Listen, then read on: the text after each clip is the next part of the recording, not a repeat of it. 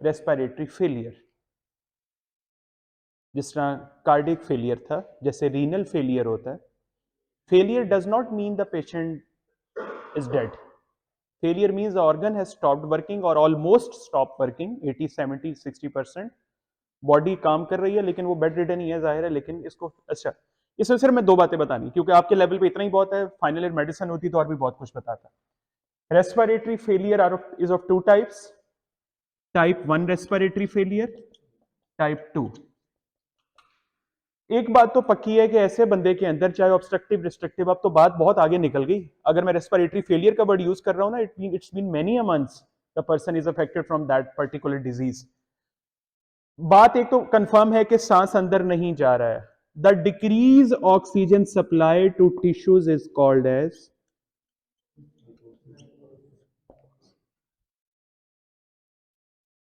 क्या कहते हैं इसको, हाइपोक्सिया। ये फीचर है टाइप 1 की। टाइप 2 की दो फीचर हैं, hypoxia plus increase CO2 in blood, hypercapnia. Type 2 respiratory failure में ऑक्सीजन तो कम है ही है, साथ CO2 भी बढ़ रही है। टाइप 1 में सिर्फ ऑक्सीजन कम हो रही है, CO2 एलिवेट, इसका मतलब है CO2 निकल रही है, CO2 ब्लड में इकट्ठी नहीं हो। CO2 क्यों इकट्ठी होना शुरू हो जाएगी और क्यों इकट्ठी नहीं होगी? बहुत ही आसान आंसर है, इसमें उसका सेंटर रिस्पॉन्ड ठीक कर रहा है। CO2 थोड़ी बढ़ती है, सेंटर रिस्पॉन्ड करता है, एकदम सांस बढ़ना शुरू होता है तो CO2 निकल जाती है। और इसमें क्या प्रॉब्लम हो गई है? Even center has now no, हम भी काम नहीं कर सकते, जो भी प्रॉब्लम है, व्हाटएवर द रीजन। तो इन दोनों में ऐसे डिफरेंस निकालते हैं। अच्छा, कैसे पता लगता है कि हाइपरकैप्निया हो गया? नॉर्मल कितना होता है पीएसओ? हमने का रेंज भी कुछ देखी थी। ऑक्सीजनेटेड में कितना है? 40। डीऑक्सीजनेटेड में कितना है? 45। लेकिन हम फिर भी रेंज, हम कहते हैं जी ह्यूमन ब्लड में 35 टू 45 मिलीमीटर और मर्करी, ये PCO2 होना चाहिए। हम रेंज बढ़ा दे रहे हैं, जरा मार्जिन दे रहे हैं। ये नॉर्मल PCO2 लेवल है ह्यूमन ब्लड के अंदर। तो हाइपरकैप्निया कब बोलेंगे?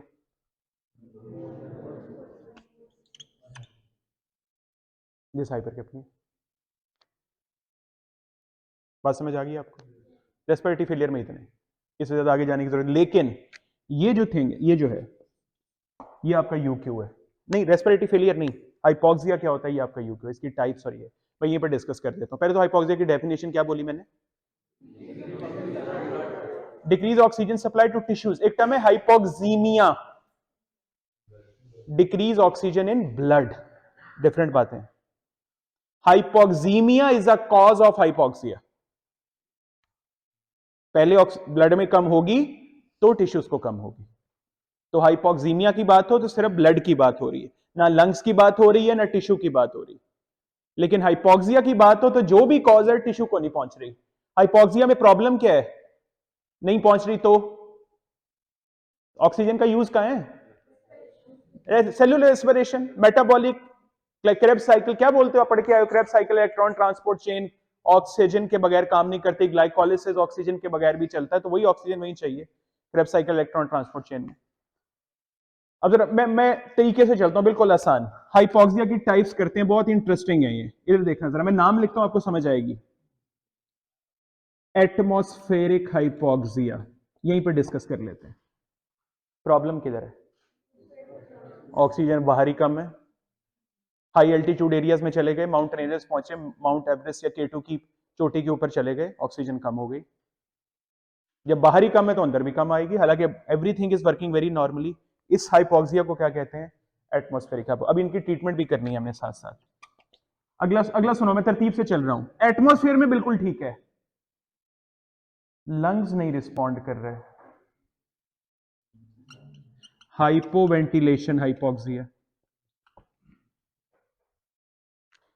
मेरे ख्याल में कोई रॉकेट साइंस नहीं है इस वर्ड के अंदर भी। सांस बाहर ठीक, यहां पे बैठ के सांस तो बिल्कुल ठीक है, ऑक्सीजन बिल्कुल ठीक है बाहर, लेकिन लंग्स क्या कर रहे हैं? हाइपोवेंटिलेट। ये दो किस्म की होती है hypoventilation, local, central. Local hypoventilation क्या होगी? लंग्स के अंदर कोई इश्यू है जो उनको वेंटिलेट नहीं करने दे रहा। सेंट्रल क्या होगी?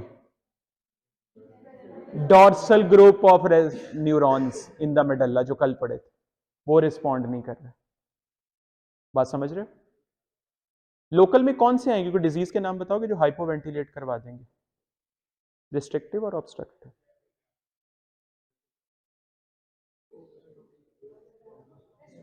Restrictive mostly. जो हाइपोवेंटिलेट की तो सांस अंदर ही नहीं आ रहा ना, तो मोस्टली हाइपोवेंटिलेशन में जो तो इसका मतलब है, देख लो, रिस्ट्रिक्टिव एक और जगह फिट होने लगा है, हाइपोवेंटिलेशन हाइपोक्सिया, ये भी करवा रहा है साथ साथ। सेंट्रल की कॉज में एक याद रखना, आपने पहले पढ़ी भी हुई है, माइस्थेनिया ग्रेविस। ये कैसे फिट हो गई? अच्छा, मैंने वैसे मजाक के तौर पे ऐसे किया था, कई लोग पहले से ऐसे करके बैठे हुए थे। ये कैसे सर ने गलती से नहीं लिख दिया? हाँ जी, ये कैसे फिट हो गई? क्या था माइस्थेनिया ग्रेविस?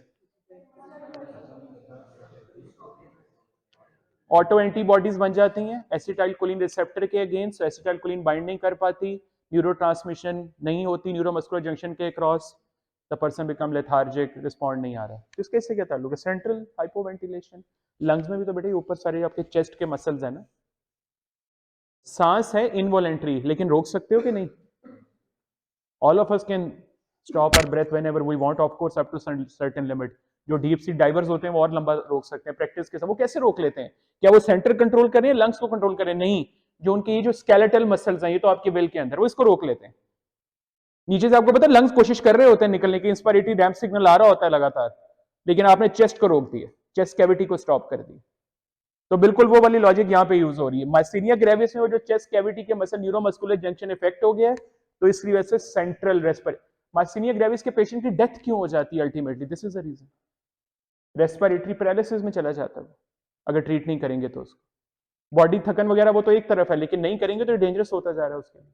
तो ये किस में फिट होती है? Central hypoventilation hypoxia. What if किसी के एटमॉस्फेयर में भी बिल्कुल ठीक है, उसके लंग्स भी बिल्कुल ठीक है, can this occur? Anaemic hypoxia हो सकता है कि नहीं? जो जो बस थी कैरी करके लेके जाने वाली ऑक्सीजन की, वही अवेलेबल नहीं है, हीमोग्लोबिन ही नहीं। नहीं तो नहीं कह सकते, मतलब कम है ऑफ कोर्स एनीमिया में, जो आपको पता ही है। एनीमिया की डेफिनेशन मैंने आपको बताई थी जब ब्लड फिजियोलॉजी करवाई थी, decrease oxygen carrying capacity of RBC. Fit होती है कि नहीं यहाँ पे? इसीलिए वो डेफिनेशन वहां पे करवाई थी मैंने, कि आरबीसी की ऑक्सीजन कैरिंग कैपेसिटी कम हो गई है। रीजन क्या हो सकती है? आरबीसी खुद कम हो गए, एक या एचबी कम हो गया, या दोनों ही वजह हैं, तो एनीमिक हाइपोक्सिया। अच्छा, एक चौथी रीजन पे मैं ग्रेजुअली जा रहा हूं आगे। एटमॉस्फेयर भी ठीक है, लंग्स भी ठीक काम कर रहे हैं, एनीमिया भी नहीं है, ब्लड ही फ्लो नहीं कर रहा, स्टैग्नेंट हाइपोक्सिया, ब्लड का फ्लो स्लगिश है। भाई हमारे टिश्यू नहीं सर्वाइव करता ऑक्सीजन के बगैर कुछ सेकंड भी, तो अगर फ्लो ही स्लो है, ये कब होता है? यस। एक तो आसान बात करते हैं, कार्डिक फेलियर्स, कार्डिक आउटपुट ही खत्म हो गई है, तो जाहिर है ब्लड कम आने वाला। आपने बिल्कुल ठीक बोला, पॉलीसाइथीमिया, इतने ज्यादा आरबीसी हो गए कि फ्लो स्लगिश हो गया। बात समझ रहे हो? स्टेगनेंट होता नहीं है बिल्कुल, 100% ब्लड तो रुक नहीं सकता हमें जब तक हम जिंदा है, चाहे बेड रिडन भी है फिर भी फ्लो कर रहे हैं, लेकिन ऑफ कोर्स फ्लो स्लो हो गया। ये वर्ड फिट हो गया। एटमॉस्फेयर भी ठीक है, लंग्स भी ठीक काम कर रहे हैं, आरबीसी भी ठीक थे, स्टेगनेंसी भी नहीं थी। सेलुलर हाइपोक्सिया, उसके सेल ही ऑक्सीजन को ले नहीं पा रहे, सबसे लास्ट में पहुंच गए, पहुंच गई दरवाजे तक ऑक्सीजन, सेल्स उसको ले नहीं रहे, अंदर से कैच ही नहीं कर पा रहे। क्या रीजन हो सकता? पॉइजनिंग, सेलुलर साइनाइड का नाम सुना होगा, बड़ा वो फेमस है, वो जासूस लोग जो हैं वो सारे, उनके लिए साइनाइड का कैप्सूल रखा होता है, पकड़े जाते हैं, फौरन खा लेते हैं, सडन डेथ। वो सडन डेथ साइनाइड कहाँ जाके, साइनाइड इलेक्ट्रॉन ट्रांसपोर्ट चेन को स्टॉप कर देती है। एवरी सेल में क्या करती है? इलेक्ट्रॉन ट्रांसपोर्ट चेन को स्टॉप कर देती। 1984 में इंडिया में भोपाल का एक शहर है, वहां पे एक फैक्ट्री थी, और उस फैक्ट्री में कुछ मटेरियल तैयार होता था किसी और चीज का, और वहां पे गैस जो थी साइनाइड गैस एकदम फैल गई, गैस फैल गई एयर के अंदर। 15,000 people died in a single night. 15,000 लोगों की डेथ हुई। या भी रिकॉर्डेड, आप गूगल पे चेक कर सकते हो जाके। Just I am telling you the poisonous toxicity of this gas cyanide. Sudden stoppage, बिल्कुल nervous breakdown, everything goes down in the body, sudden death हो जाती, क्योंकि सेल हर जगह ऑक्सीजन चाहिए। ऑक्सीजन के बगैर एक ही सेल है जो ऑक्सीजन के बगैर काम करता है, वो आरबीसी खुद है, जिसको ऑक्सीजन ही चाहिए। उसमें ग्लाइकोलिसिस की ने माइटोकॉन्ड्रिया दिया नहीं, ना क्रेब साइकिल होता है, ना इलेक्ट्रॉन ट्रांसपोर्ट चेन होती, खाली ग्लाइकोलिसिस पे चल रहा है, तो वो ऑक्सीजन के बगैर सर्वाइव कर सकता है। बाकी कोई ह्यूमन सेल ऑक्सीजन के बगैर सर्वाइव नहीं कर सकता। तो इसलिए सेलुलर हाइपोक्सी। सेलुलर हाइपोक्सिया को एक और बुक एक और नाम भी लिखती है, इसको कहती है हाइपोक्सिक हाइपोक्सिया। ये नाम सुनकर डॉज ना खा जाना। हाइपोक्सिक हाइपोक्सिया, कि सेल की वजह से ही हाइपोक्सिया। और हाइपोक्सिया की डेफिनेशन क्या थी? Decrease oxygen supply to cell. तो हाइपोक्सिक हाइपोक्सिया क्या बता रहा है? कि सेल की ऑक्सीजन सप्लाई सेल की वजह से ही कम है, तो ये उसका दूसरा नाम है। तो मैं जल्दी से बताओ कितनी टाइप्स हो गई? एटमॉस्फेरिक में प्रॉब्लम क्या है? कॉज बताओ क्यों नहीं है? High altitude area generally speaking. और आगे आगे नेक्स्ट कौन सा है? हाइपोवेंटिलेशन में प्रॉब्लम क्या है? कॉज क्या हो जाती है? Local, central. लोकल में problems restrictive lung disease, pneumonia, TB, lung cancer सब आते हैं इसमें। और उसके बाद सेंट्रल में कॉज क्या आती है? माइस्थेनिया ग्रेविस और any disease which is affecting the centre and depressing the respiration. Okay, lungs भी ठीक काम कर रहे हैं फिर भी नहीं आ रही ऑक्सीजन, क्यों? एनीमिक। एनीमिक में हमें पता ही आरबीसी का अमाउंट कम है या एचपी कम है, दोनों में से कोई प्रॉब्लम। ठीक है, आरबीसी का अमाउंट भी ठीक है, सब ठीक है, फिर भी ऑक्सीजन नहीं आ रही, क्यों? स्टैग्नेंट ब्लड फ्लो का प्रॉब्लम है। Cardiac failure, polycythaemia, anything which lead to the increase viscosity in RBCs, it will lead to decrease blood flow, sluggish हो जाएगा। ओके, फिर भी फ्लो भी बिल्कुल ठीक है, फिर भी नहीं आ रही, सेलुलर हाइपोक्सिया, सेल रिसीव ही नहीं कर पा रहे। अगली बात, किन में ऑक्सीजन मास्क लगाने से पेशेंट उठ के बैठ जाएगा और किन में कोई फर्क नहीं पड़ेगा? बारी बारी मैं इसको ये लिख रहा हूं, ऑक्सीजन, बल्कि यहां नहीं, यहां लिखता हूं ऑक्सीजन थेरेपी। मैंने टिक और क्रॉस लगाना है सिर्फ। एक पेशेंट आया जी, क्या हुआ जी? वो मरीज से लेकर आए हैं, पिंडी हॉस्पिटल में लेकर आए हैं, उसका सांस एकदम फूल गया और बिल्कुल सांस नहीं आ रहा सही तरीके से। ऑक्सीजन लगा दें, एटमॉस्फेरिक को इंप्रूव होगा कि नहीं? वाई नॉट, बड़ा जबरदस्त रिस्पॉन्ड करेगा। ऑक्सीजन ही तो कम हुई है, 100% लगा दी, फिट हो गए। Okay, hypoventilation, will there be any change?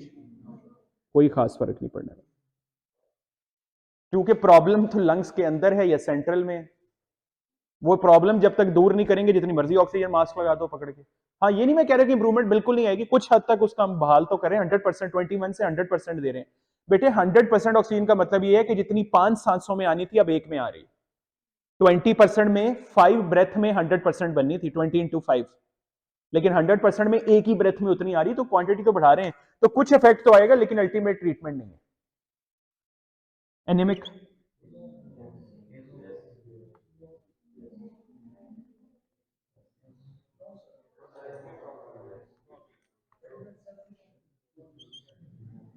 Patient will improve, sign symptoms improve जरूर कर जाएंगे, क्योंकि ऑक्सीजन इतनी बढ़ा दी कि जितनों को उतनों को तो मिल तो जाए, सारों के सारों को फुल हो जाए, लेकिन अल्टीमेट ट्रीटमेंट ऑप्शन नहीं। एटमॉस्फेरिक में तो यही ट्रीटमेंट ऑप्शन है, कुछ और करने की जरूरत ही नहीं। इसमें ये ठीक है, एनीमिक वाले को दें, लेकिन साथ ही साथ क्या करें? उसका एनीमिया, उसको आरबीसी लगाएं या वट एवर डाइट में दें, जो मर्जी करें, साथ इंप्रूव कर। तो अर्लियर इंप्रूवमेंट है साइन सिम्टम्स की, लेकिन लेटर ऑन फिर दोबारा वैसे स्टेगनेंट में फ्लो ही नहीं है, क्या कर रहे हो? जितनी मर्जी ऑक्सीजन दे रहे हो, जाने वाले नहीं ब्लड आगे। ऑक्सीजन अंदर आने से भी पुश नहीं होगा, अंडरलाइन कॉज रिमूव करनी पड़ेगी। सेलुलर पॉइजनिंग है, क्या कर लोगे? कितनी ऑक्सीजन दे लोगे?